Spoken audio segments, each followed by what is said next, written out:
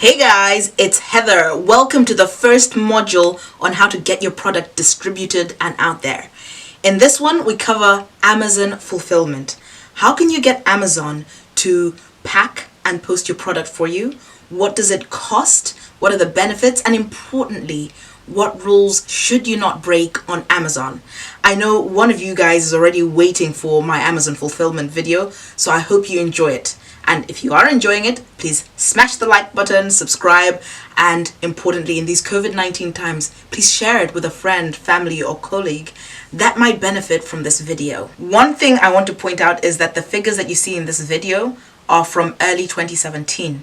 And I think it's fantastic for you to see slightly older figures, only 3 years old, because you'll be able to see how fast Amazon changed their prices over time. And if some prices are static, you'll have comfort and knowledge that you are using a stable fulfillment model. So please Google Amazon fulfillment costs and compare it to the prices that you can see here. And I'd love to hear what you find out. Enjoy! Welcome to Module 30 of the Money Spot program, Distribution, Selling on Amazon. In Module 29, we talked about fulfillment in general, but now we're really going to get into fulfillment on Amazon itself because it's one of the biggest and, in my opinion, best fulfillment services that you can use. How much does it cost to sell on Amazon? So this is outside of using them for fulfillment. It's currently 15% of each sale. If you sell an item, 15% of whatever the price is goes to Amazon.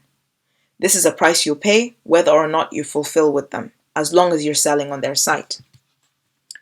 What are the key benefits of using Amazon fulfillment?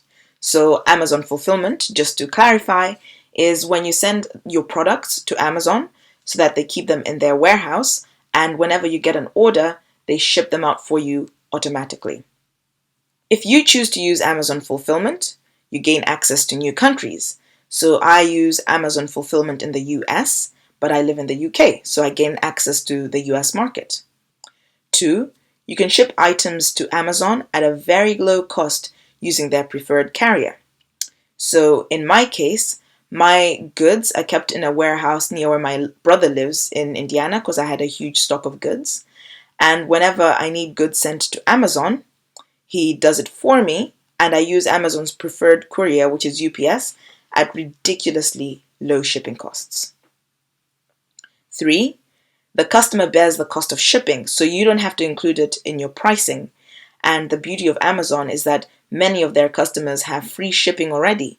So customers on Amazon know they can get free shipping by, say, subscribing to Amazon Prime, and the burden of making shipping free is taken away from you and onto the customer or onto Amazon. 4, Amazon offers customers free shipping at their cost. So obviously this is connected to point 3. The fact that you don't bear the cost of shipping is one benefit because you make a higher profit. And the fact that customers get free shipping from Amazon is a customer benefit. Plus, of course, the benefit that people already have their card details on Amazon and they're already comfortable shopping there.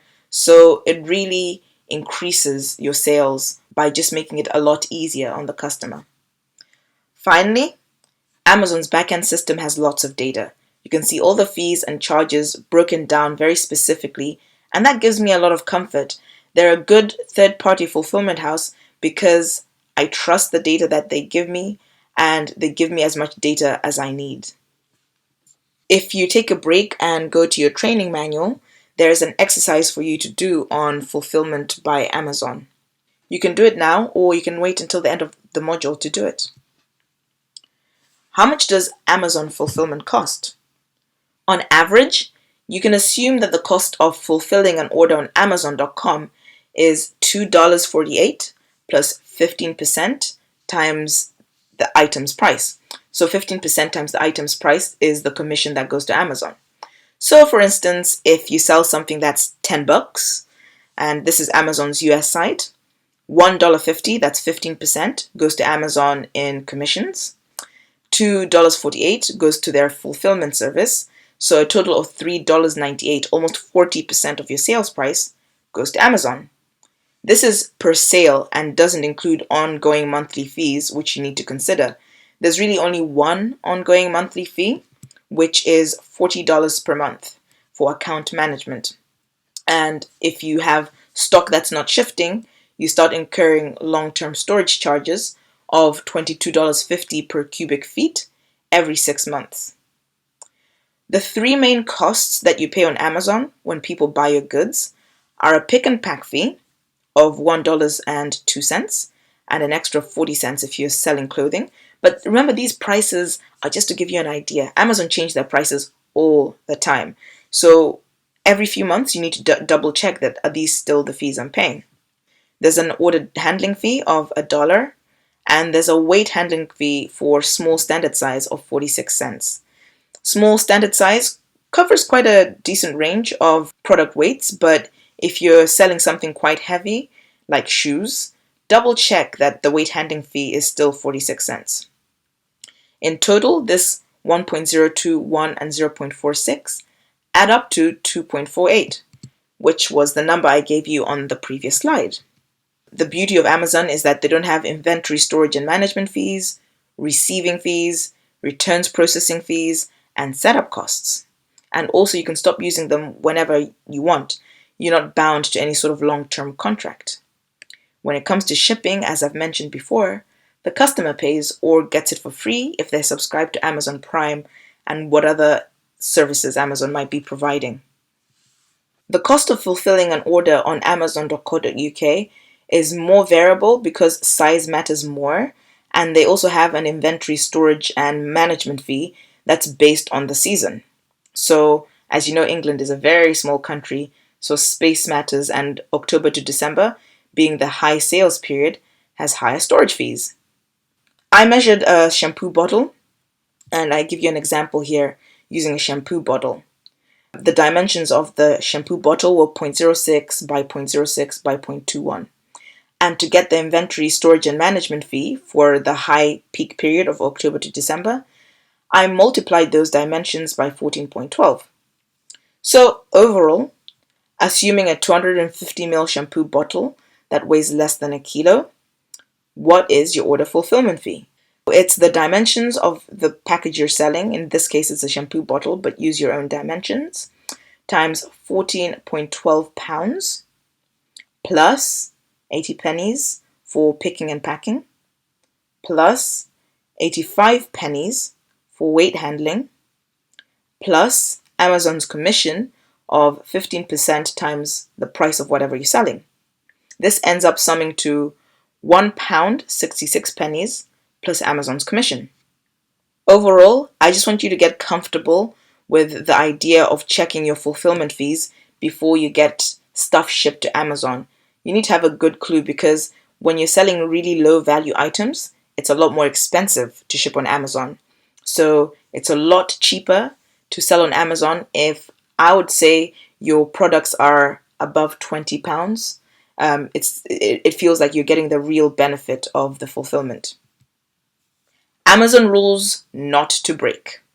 Now, this is one of the really high value points of this course. Have your ears wide open because the stuff that I'm going to tell you now is going to save you thousands. I lost thousands by not paying attention to this information, and I share all of it with you so that you don't make the same mistakes.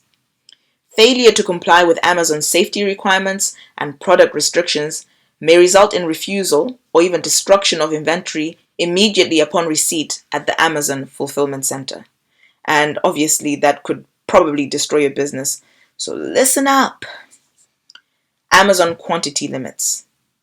Initially, when you set up an account on Amazon fulfillment, you have a limit of about 5,000 units. This means you can't send the warehouse any more than 5,000 units unless you get approval for that limit to get increased.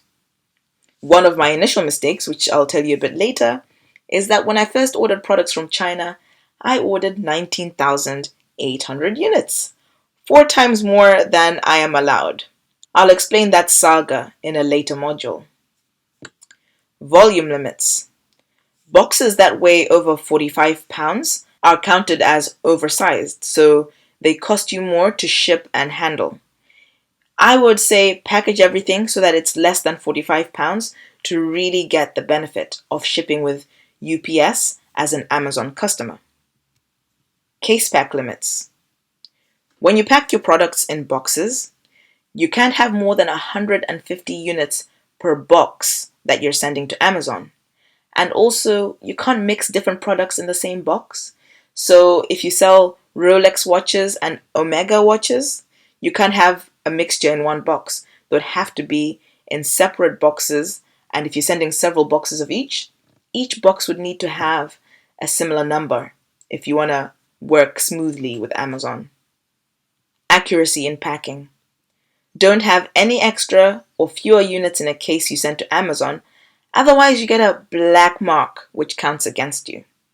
Count everything accurately and specifically because they don't like to receive more or less than whatever you said you were sending in their system. Labeling. All inventory has to be properly packed with the correct label. Items that don't have the Amazon barcode on them need to be declared. You'll understand what an Amazon barcode is in later modules. Amazon charges 20 cents in the US and 15 pennies in the UK to put their own barcodes onto your products for you. And this can get very costly. So in my instance, where I made that mistake of sending 19,800 units to the US, 20 cents would have roughly been $4,000, which is not an insignificant cost to me. Label your items correctly with Amazon's particular barcode in order not to get unexpected charges. Packing materials. Amazon accepts some form of cushioning and it doesn't accept other forms. So accepted forms of packing materials include foam, air pillows, bubble wrap, and full sheets of paper. The following forms of packing materials are not allowed. Styrofoam peanuts. I think they're great for packing, but they don't allow them. Biodegradable packing peanuts, cornstarch packing peanuts, crinkle wrap, and shredded paper. They don't want any little bits in the box that cushion your items. And like I say, if you send boxes with the wrong type of packing materials, they might get rejected on arrival. Liquid packing rules. Liquids must have a tightened lid, a double seal, for example, a safety seal like the one you see on a ketchup bottle, or a manufacturer's seal around the neck of the product. Unsealed bottles must be in a sealed poly bag, one of those clear bags, with a suffocation warning. Barcodes must remain scannable without having to open the poly bag. And finally, the bottle mustn't break if it's dropped 3 feet. There's a video you can watch in the training manual that shows these liquid packing rules in, a video format. So watch that video so you know exactly what I'm saying when it comes to these liquid packing rules. Those are all the rules, and now I have a couple of tips. When you get Amazon seller feedback scores, you can get the bad feedback removed if it's about a product. If a customer gives you a product feedback under seller feedback, you can have that feedback removed because they're only supposed to refer to any seller issues, like whether you ship the items on time, the quality of the packaging. So only seller feedback is supposed to be given in a seller feedback score. And if someone's talking about product feedback, get it removed. It's not the right place. Product feedback is supposed to be given in a product review. And from my experience, you can't get a product review removed or changed. Amazon customer queries. If someone sends a query through the Amazon system, respond within 24 hours to maintain a good track record on Amazon. They like customer queries to be responded to within a day. So the seller exercises. Go to your training manual and do the exercises on Amazon fulfillment. Tick them off the checklist at the back of the manual when you're done. There are quite a few exercises because I think Amazon fulfillment takes a little bit of time to get your head around, and I want you to get comfortable with selling on Amazon as soon as possible. Once you're really comfortable with fulfilling on Amazon and you've got your product pricing strategy right, it will be the best third-party service that you use. So the conclusion on Amazon fulfillment. Amazon fulfillment can save you a lot of time and setup costs, especially in the initial phases of running your business. So I would say if you've got a product, they're really a must. Understand Amazon's fees before committing so that you price your products correctly. Enjoy! I'll see you in Module 31. Hey, if you've made it this far, then you must be liking what you're watching. So smash that like button, hit subscribe, and share this video with someone else that might be trying to start or grow a business, especially in these very difficult COVID-19 times. Thank you.